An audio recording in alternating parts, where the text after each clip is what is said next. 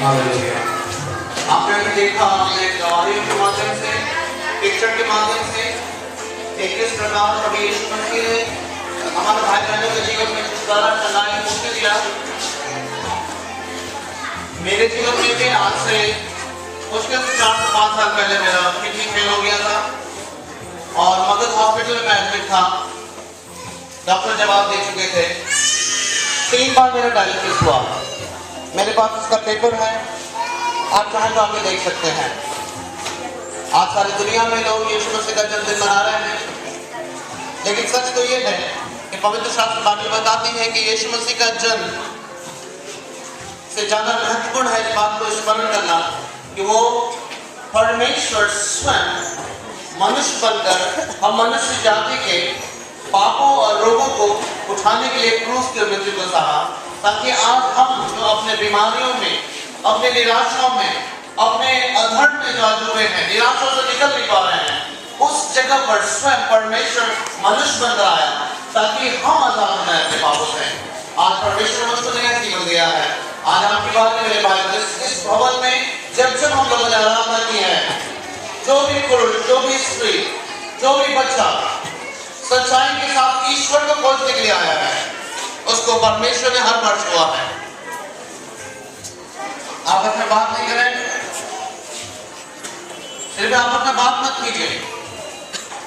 अगर आपको लगता है कि यहाँ पर आपका समय बर्बाद हो रहा है, आप प्लीज जा सकते हैं। अगर आपको ऐसा नहीं लगता है कि आपकी जिंदगी को जीने का मकसद आपने निर्धारित नहीं किया है, अगर आपका विवेक बताता है कि आप इस दुनिया में अपनी मर्जी से नहीं आए हैं, और आपका विवेक बताता है कि किसी की मर्जी से आए हैं और किसी की मर्जी से जाएंगे, तो वो कौन है जो आपको जिंदा रखा है? वो कौन है जो आपको कहां ले जाएगा आने वाले दिनों में? आपको जानना का जरूरत है मेरे भाई बहन।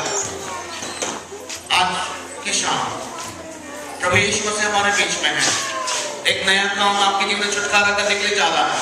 मैं नहीं जानता कि आपके जीवन में क्या समस्या है, लेकिन एक बात को याद रखिएगा, परमेश्वर के लिए कोई बातें छिपी नहीं है।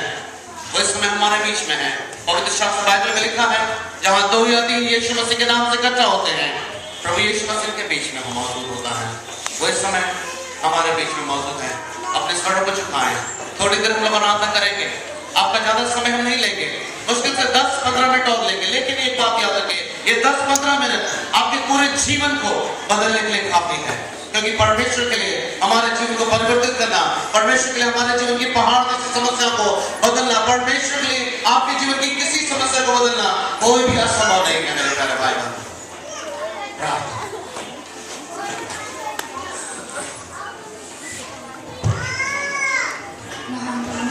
धन्यवाद देते हैं पिता कि आपने इस वर्ष को प्रभु आज हम लोग बीच में प्रभु आपने लाया पिता।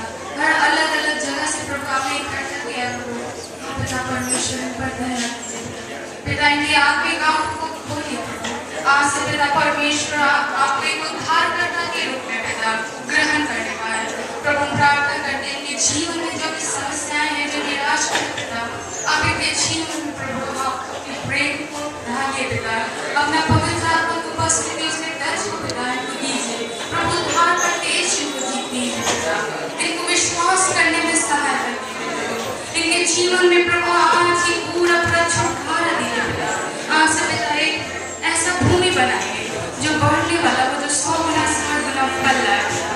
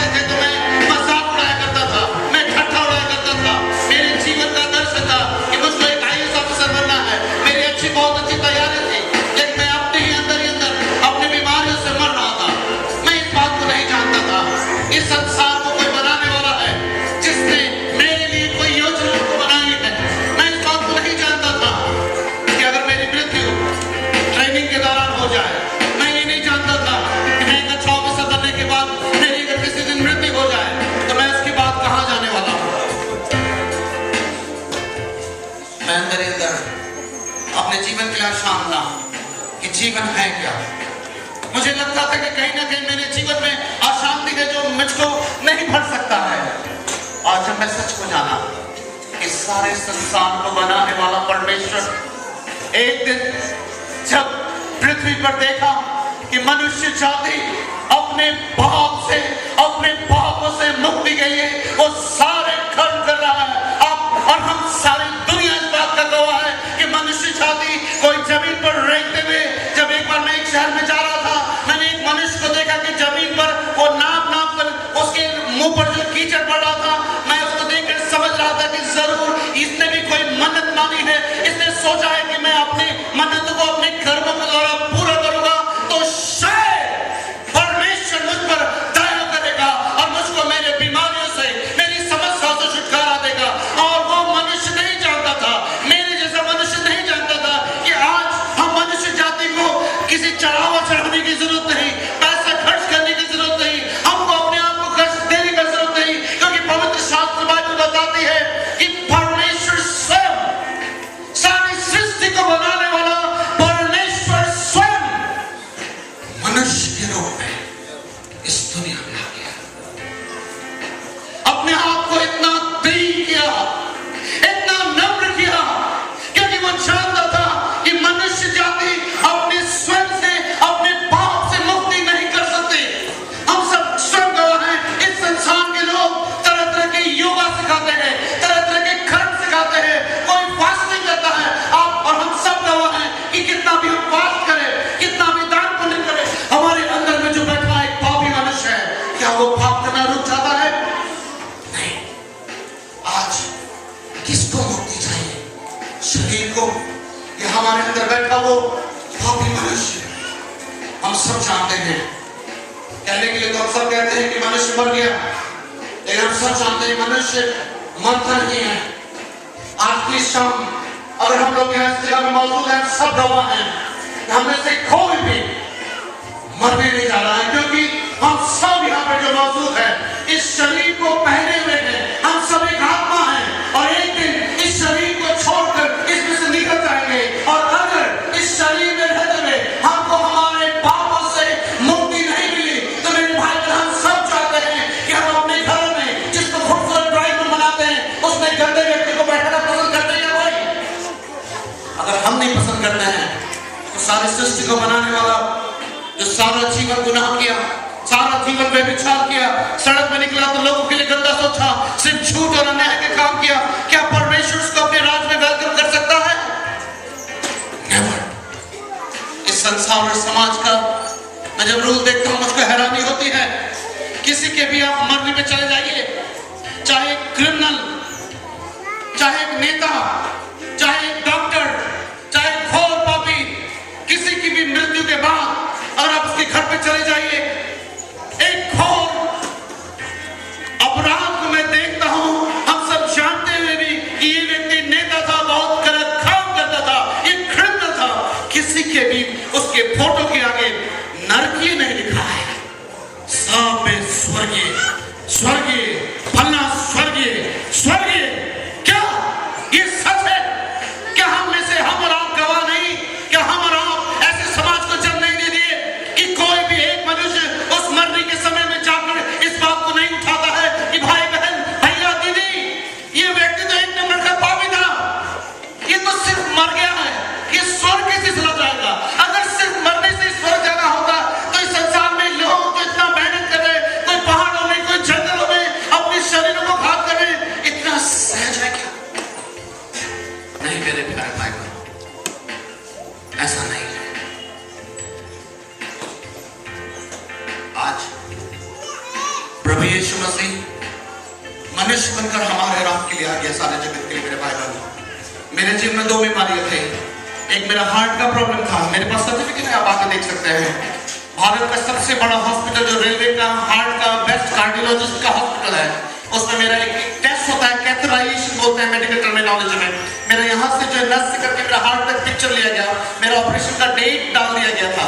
उन दिनों मैं एक नास्तिक के समान जीवन को व्यतीत कर रहा था, मैं लोगों का मजाक उड़ाता था, जो लोग बाइबल लेके घूमते थे मैं उनका भी मजाक उड़ाता था कि ईश्वर जैसा कोई चीज नहीं है।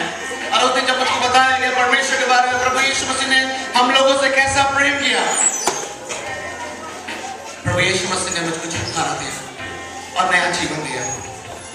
आइए हम लोग अपने आंखों को बंद कर ले, इस समय प्रार्थना करने के लिए जा रहे हैं।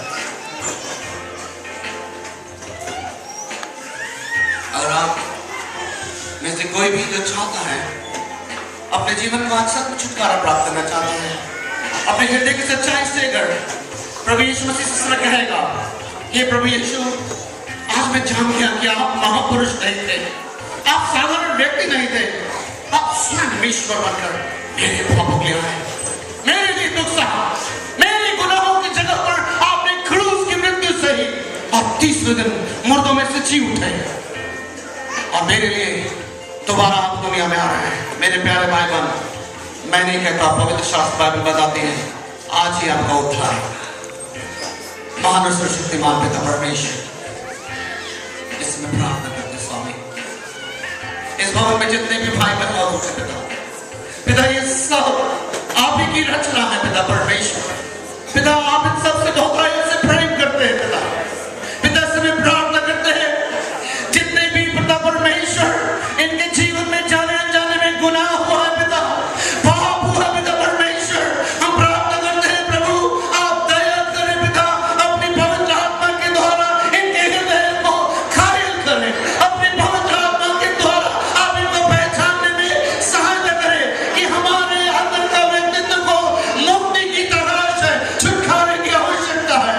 तो पिता परमेश्वर आप दया करें पिता, पिता ये आपके बच्चे हैं पिता परमेश्वर, हमारे भाई बहनों ने बहुत दिन अपने दुखों को सहा स्वामी, कोई बीमारी में, कोई किसी प्रकार की निराशा में, किसी ने अपने जीवन को अपने लोगों से ठोकर खाया है, लेकिन पिता आपका वचन बताता है कि दूध पिलाने वाली माता तुमको छोड़ सकती है लेकिन मैं तुमको कभी नहीं छोड़ूंगा।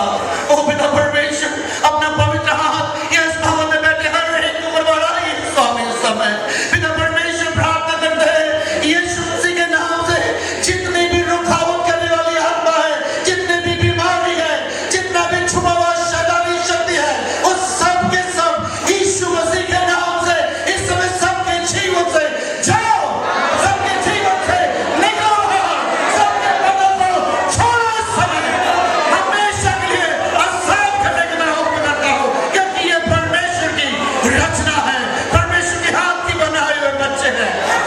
ओ पिता परमेश्वर आज प्रभु अपनी दया प्रकट करे पिता परमेश्वर। ओ स्वामी पिता ये लोग जरूर आए हैं ये सोच के कि किसी धर्म सम्मेलन में जा रहे हैं, किसी धार्मिक महोत्सव में जा रहे हैं, लेकिन प्रभु यीशु आप इनसे मिलिए आज पिता, जिस प्रकार आपने मुझको नया जीवन दिया पिता, आज हमारे भाई बहनों को नया जीवन प्रदान करें स्वामी, आज एक नया जीवन प्रदान करें पिता परमेश्वर। पिता परमेश्वर दया करें बच्चों पर स्वामी, इनके जीवन की ओर देखिए पिता।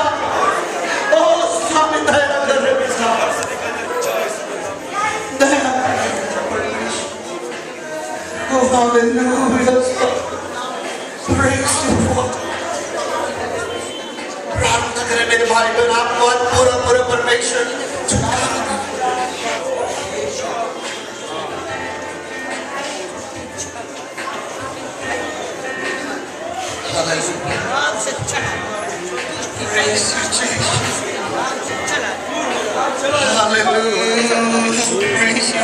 दे।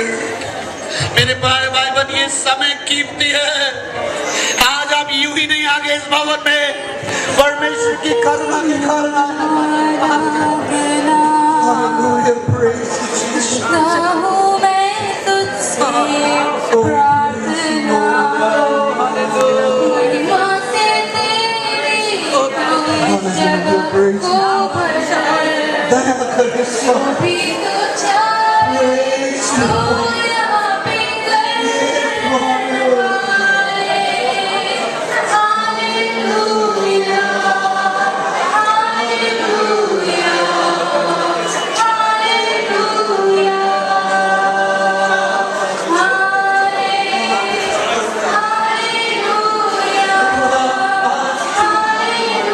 Hallelujah.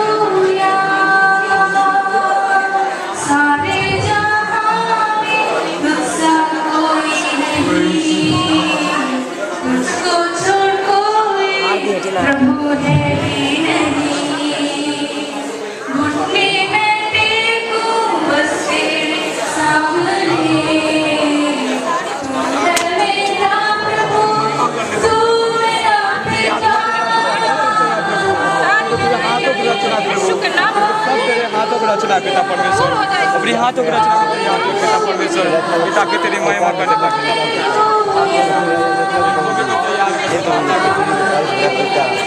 छोटे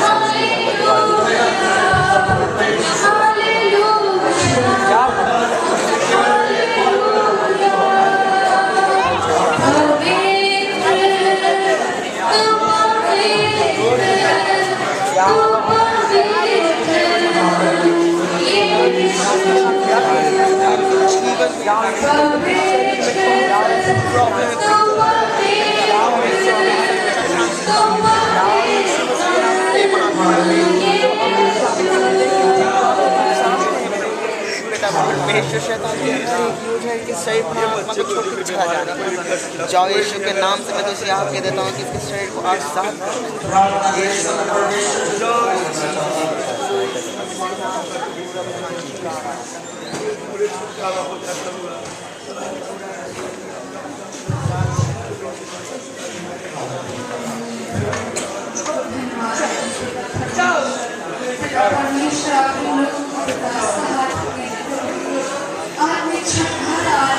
इसी समय बिता दी।